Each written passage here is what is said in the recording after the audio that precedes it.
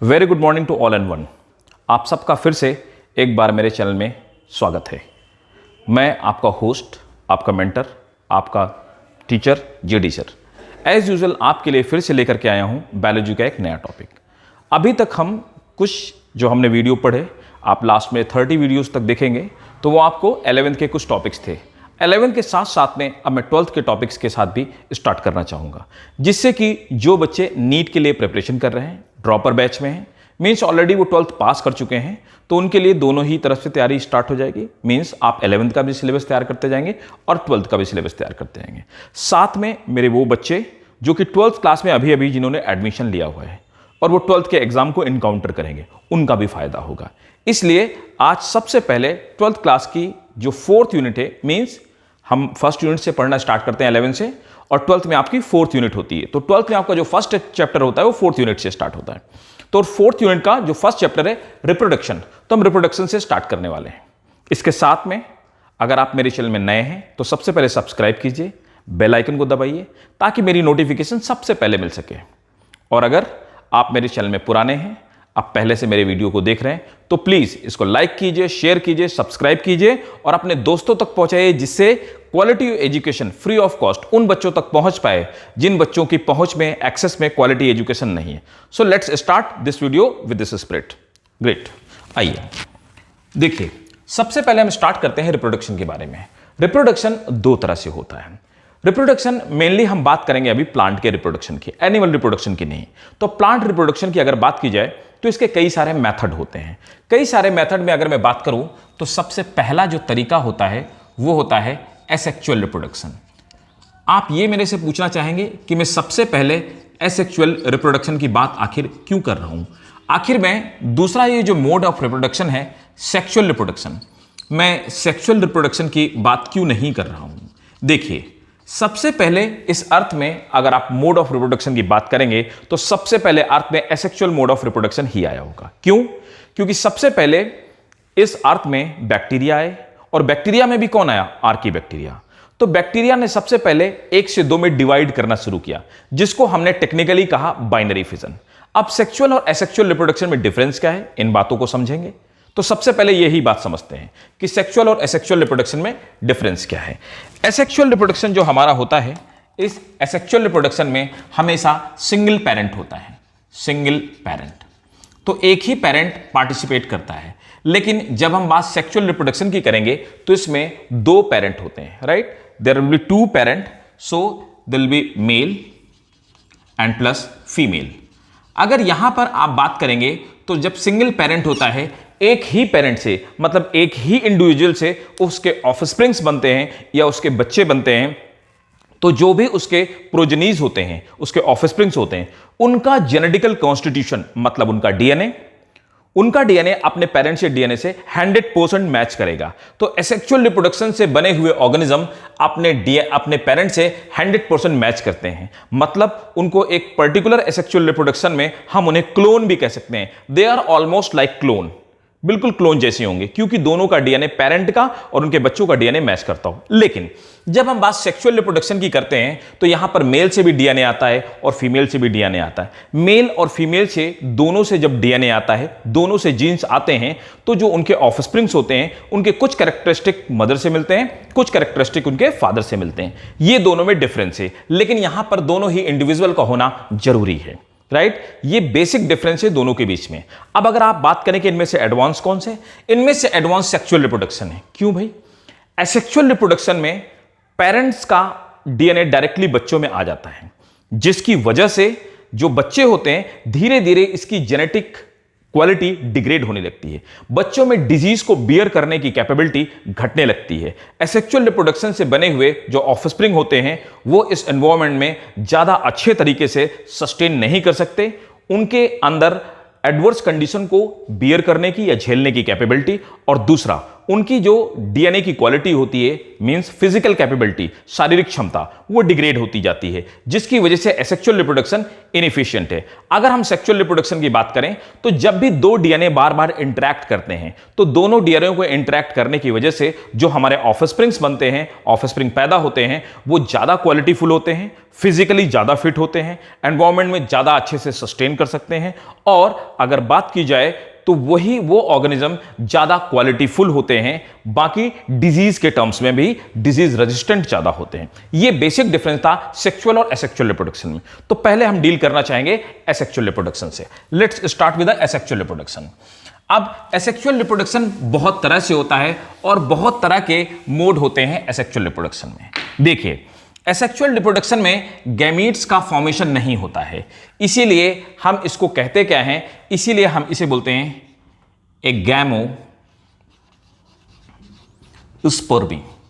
गैमोस्पर्मी का मतलब ऐसे ऑर्गेनिज्म जिनमें गैमीट का फॉर्मेशन नहीं होता है, इसीलिए हम इनको एगैमोस्पर्मी बोलते हैं। इनके लिए एक टर्म और यूज करते हैं, इसी प्रोसेस को एगैमोजेनी बोलते हैं। एगैमोजेनी और एगैमोस्पर्मी दोनों एक ही चीज है। दोनों का मतलब यह होता है कि इसमें गैमीट का फॉर्मेशन नहीं होता है। एसेक्सुअल रिप्रोडक्शन बहुत तरह का हो सकता है। अब देखिए एसेक्सुअल रिप्रोडक्शन कितनी तरह का हो सकता है। सबसे पहले एसेक्सुअल रिप्रोडक्शन के मोड में अगर मैं बात करूं तो एसेक्सुअल मोड जो रिप्रोडक्शन होता है, इसमें सबसे पहले हमारा आता है फ्रैगमेंटेशन। अब फ्रैगमेंटेशन क्या होता है? देखिए, फ्रैगमेंटेशन में क्या होता है, ये मेनली प्लांट्स में पाया जाता है, और प्लांट में भी सबसे ज्यादा इस तरह का मोड ऑफ रिप्रोडक्शन जो पाया जाता है। तो प्लांट के सीक्वेंस में आप बात करेंगे तो सबसे पहले जो प्लांट आए इस अर्थ में वो एल्गी थे। वो मेनली वाटर में पाए जाते हैं, मरीन वाटर में मींस समुद्री जल में, और साथ में फ्रेश वाटर में भी पाए जाते हैं, मींस मीठे पानी में भी। तो दोनों ही तरह के वाटर में एल्गी पाए जाते हैं। एल्गी सबसे छोटे और बेसिक प्लांट हैं, ये सबसे पहले आए, इनमें फ्रेगमेंटेशन सबसे ज्यादा अमाउंट पे होता है। एल्गी के बाद ऐसे प्लांट है जैसे ब्रायोफाइटा होते हैं, जो रहते तो जमीन में हैं बट उनको वाटर चाहिए रिप्रोडक्शन के लिए। फिर उसके बाद टेरिडोफाइटा आए, फिर जिम्नोस्पर्म आए, और फिर एंजियोस्पर्म आए। अगर ये पूरा सीक्वेंस आपको देखना है तो एल्गी, ब्रायोफाइटा, टेरिडोफाइटा, जिम्नोस्पर्म और एंजियोस्पर्म, मैंने डिस्क्रिप्शन बॉक्स में नीचे कुछ आपको वीडियो दे रखे हैं, या आप मेरे चैनल में जाकर के 11th क्लास के वीडियो में जाकर के लिस्ट में देखेंगे। उसमें एल्गी भी है, ब्रायोफाइटा भी है, टेरिडोफाइटा भी है, जिम्नोस्पर्म है, एंजियोस्पर्म, सभी कुछ वहां पर आपको मिलेगा। प्लीज आप एक बार डिस्क्रिप्शन बॉक्स में जाइए, या आप मेरे चैनल में प्लेलिस्ट में जाकर के इन सभी टॉपिक्स को आप देख सकते हैं। और अगर आपका बेसिक नहीं क्लियर तो पहले आपको वही वीडियो देखने चाहिए, राइट, जिससे कि ये वीडियो आपको और ज्यादा क्लियर हो जाएगा। इसके बाद आते हैं फ्रेगमेंटेशन होता क्या है। देखिए, फ्रेगमेंटेशन में क्या होता है, किसी एक ऑर्गेनिज्म के जो फ्रैगमेंट्स होते हैं वो ब्रेक हो जाते हैं, और वो फ्रैगमेंट ब्रेक होकर के नए नए ऑर्गेनिज्म में कन्वर्ट हो जाते हैं। जैसे कि एक मैं एल्गी का एग्जांपल लेना चाहूंगा। एक ग्रीन एल्गी है, दिस इज ग्रीन एल्गी, उसका नाम है स्पाइरोगाइरा। स्पाइरोगाइरा में बहुत फ्रीक्वेंटली, हालांकि ये सभी एल्गी में एसेक्सुअल रिप्रोडक्शन में फ्रैगमेंटेशन होता है। स्पाइरोगाइरा, इसे हम वाटर सिल्क के नाम से भी जानते हैं, और ये लेक्स को, पानी को डिटेरियोरेट कर देता है, मतलब उसकी क्वालिटी को डिग्रेड कर देता है। ये रिबन की तरह दिखने वाला एक एल्गी है, ग्रीन एल्गी। इसमें यहां पर इस तरह से न्यूक्लियस पाई जाती है, और रिबन की तरह दिखने वाला जो इसका क्लोरोप्लास्ट होता है, इस क्लोरोप्लास्ट के अंदर पायरोनाइट्स पाए जाते हैं। हालांकि ये बात एल्गी में हमें पढ़नी है, और एल्गी में ऑलरेडी हम पढ़ चुके हैं, आप उसको रेफर कर सकते हैं। अब देखिए, फ्रेगमेंटेशन में क्या होता है कि स्पाइरोगाइरा या किसी भी ऑर्गेनिज्म के फ्रैगमेंट्स ब्रेक हो जाते हैं, ये अपने अपने फ्रैगमेंट्स में टूट जाता है, और इसका हर पार्ट एक नए इंडिविजुअल की तरह, न्यू एल्गी की तरह बिहेव करना शुरू कर देता है। इस तरह से ये मोड ऑफ रिप्रोडक्शन बहुत फास्ट होता है। लेकिन फ्रैगमेंटेशन कब सक्सेसफुल होता है? जब वाटर में मिनरल का अमाउंट ज्यादा हो, फूड ज्यादा हो, और कंडीशन फेवरेबल हो, फ्रैगमेंटेशन तभी सक्सेसफुल हो पा जाता है। अब देखिए, फ्रेगमेंटेशन के बाद दूसरा हम लोग आते हैं। फ्रेगमेंटेशन के बाद कुछ होता है बर्ड्स का फॉर्मेशन, बडिंग, ठीक है। तो बडिंग अब क्या होता है? अब देखिए, बडिंग में बी है बडिंग। बडिंग में कुछ बर्ड्स का फॉर्मेशन होता है, वो बर्ड ब्रेक हो जाती हैं, और बर्ड ब्रेक होकर के नए प्लांट का या नए ऑर्गेनिज्म का फॉर्मेशन करती हैं। बडिंग प्लांट और एनिमल दोनों में पाया जाता है। अब आप जानना चाहेंगे एनिमल में कहां पाया जाता है, मैं अभी आपको बताता हूं। देखिए, अगर बडिंग की बात की जाए तो आपने देखा होगा ईस्ट, ये ईस्ट एक तरह का फंगस है।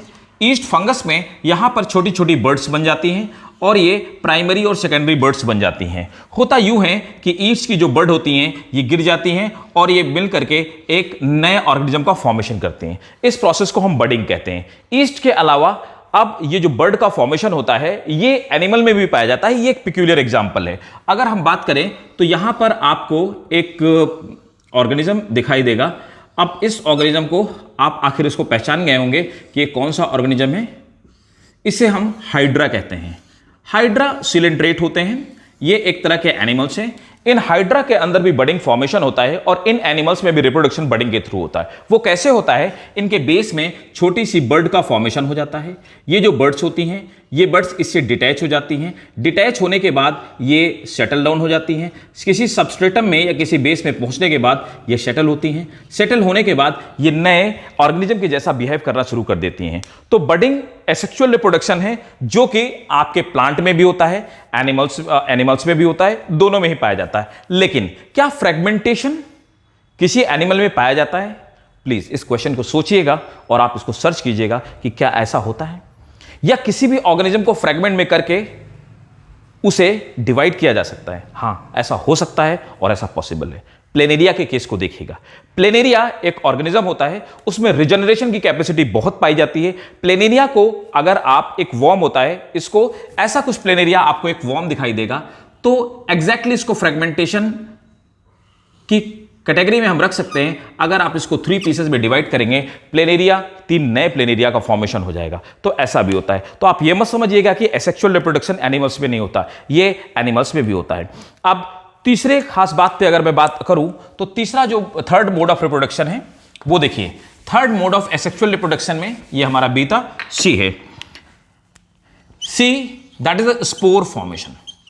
स्पोर फॉर्मेशन, स्पोर का फॉर्मेशन होता है, नए स्पोर्स बनते हैं और ये नए नए जो स्पोर बनते हैं ये नए इंडिविजुअल को ओरिजिनेट करते हैं, ये जिनसे नए इंडिविजुअल बनते हैं। स्पोर फॉर्मेशन मेनली कब होता है? देखिए, स्पोर का फॉर्मेशन मेनली एडवर्स कंडीशन में होता है, अनफेवरेबल कंडीशन में होता है। जैसे कि फ्रेगमेंटेशन फेवरेबल कंडीशन में होता है। बडिंग के लिए फेवरेबल या अनफेवरेबल की जरूरत नहीं होती। हालांकि ईस्ट में बडिंग फेवरेबल कंडीशन में ही होता है, लेकिन ऐसा हाइड्रा के साथ में कुछ भी नहीं है। अब अगर हम बात करें स्पोर फॉर्मेशन की, स्पोर फॉर्मेशन में देखते हैं फंजाई के बारे में बात करें तो देखिए, स्पोर का फॉर्मेशन फंजाई में बहुत तरह के स्पोर बनते हैं। कुछ बेसिक तरह के अगर मैं स्पोर की बात करूं तो जैसे राइजोपस की मैं बात करूं, राइजोपस एक फंजाई है। इस राइजोपस फंजाई में इस तरह से स्पोरेंजियोफोर का फॉर्मेशन हो जाता है। इनको हम स्पोरेंजियोफोर कहते हैं। स्पोरेंजियोफोर मींस स्पोरेंजिया बियर करने वाले। अब इनके अंदर छोटे छोटे स्पोर्स का फॉर्मेशन होता है। ये अनफेवरेबल कंडीशन में बनते हैं। फेवरेबल कंडीशन मतलब सही टेम्परेचर, सही मॉइस्चर और सही न्यूट्रिएंट के आ जाने पे होता क्या है कि ये ब्रेक हो जाते हैं, स्पोर फैल जाते हैं और स्पोर गिर के जर्मिनेट कर जाते हैं और फिर से एक नए फंजाई का फॉर्मेशन करते हैं। तो ये एक एग्जांपल था। This example was of Rhizopus. अब क्या स्पोर का फॉर्मेशन एनिमल्स में भी होता है? जी हां, स्पोर का फॉर्मेशन एनिमल्स में भी होता है। अगर मैं बात करूं अमीबा की, अमीबा क्या करता है? एक सिस्ट का फॉर्मेशन कर देता है और इस सिस्ट क्या होती है? एक टफ लेयर, एक हार्ड लेयर का फॉर्मेशन करता है। कब? अनफेवरेबल कंडीशन में। अनफेवरेबल कंडीशन में ये एक हार्ड लेयर का फॉर्मेशन करता है। हार्ड लेयर का फॉर्मेशन करने के बाद छोटे छोटे स्पोर जैसे इसके अंदर अमीबेई का फॉर्मेशन हो जाता है, राइट? और ये स्पोरुलेशन के थ्रू ये निकल करके नए अमीबा का फॉर्मेशन करता है। तो ये एनिमल में भी पॉसिबल हो सकता है। इसमें हमारे जो बैक्टीरिया आते हैं, बैक्टीरिया भी स्पोर्स का फॉर्मेशन करते हैं। तो स्पोर फॉर्मेशन बैक्टीरिया में भी हो सकता है। हां, एक और आपको एग्जांपल बताना चाहूंगा एल्गी में। एल्गी में भी क्या होता है कि जैसे क्लेमाइडोमोनास की बात की जाए, ये हमारा एक एल्गी है, ग्रीन एल्गी है। इस ग्रीन एल्गी को हम क्लेमाइडोमोनास कहते हैं। अनफेवरेबल कंडीशन आ जाने पे ये क्या करता है? इसके अंदर फ्लैजिला होते हैं। आपने क्लेमाइडोमोनास ऑलरेडी 11th में पढ़ा होगा। इसके अंदर फ्लैजिला पाए जाते हैं। ये फ्लैजिला विड्रॉ कर लेता है, फ्लैजिला को निकाल देता है। फ्लैजिला को निकालने के बाद इनएक्टिव स्टेट में आ जाता है। इनएक्टिव स्टेट में आने के बाद ये क्या करता है कि चारों तरफ एक टफ कवरिंग बना लेता है। इसके अंदर धीरे धीरे डिवीजन स्टार्ट होता है और डिवीजन होने के बाद छोटे छोटे स्पोर्स का फॉर्मेशन हो जाता है और फेवरेबल कंडीशन आने के बाद ये कवर रप्चर हो जाता है और रप्चर होने के बाद नए स्पोर्स का फॉर्मेशन हो जाता है और फिर से नए स्पोर नए ऑर्गेनिज्म का फॉर्मेशन करते हैं। देखिए, इस तरह के स्पोर्स और इस तरह के स्पोर दोनों में डिफरेंस है। ये जो स्पोर्स होते हैं जो मोटाइल होते हैं, जिनमें फ्लैजिला पाए जाते हैं, इस तरह के स्पोर्स को हम लोग क्लेमाइडोस्पोर कहते हैं। तो क्लेमाइडोस्पोर वो स्पोर होते हैं जो मोटाइल होते हैं और दूसरे कुछ स्पोर जैसे एकाइनेटीज हो गया या और भी बहुत तरह के स्पोर्स होते हैं जिनमें मोशन नहीं होता, उन्हें हम नॉन मोटाइल स्पोर बोलते हैं। तो स्पोर दो तरह के हो सकते हैं, they can be motile and they can be non motile, right. So ये हमारे 3 मेथड थे, पहला फ्रेगमेंटेशन, दूसरा बडिंग और तीसरा स्पोर फॉर्मेशन। इसके अलावा भी और भी बहुत सारे मेथड हैं और बाकी के मेथड हम नेक्स्ट वीडियो में मिलते हैं और नेक्स्ट क्लास में आपके साथ डिस्कस करने वाला हूं मैं बाकी के मेथड।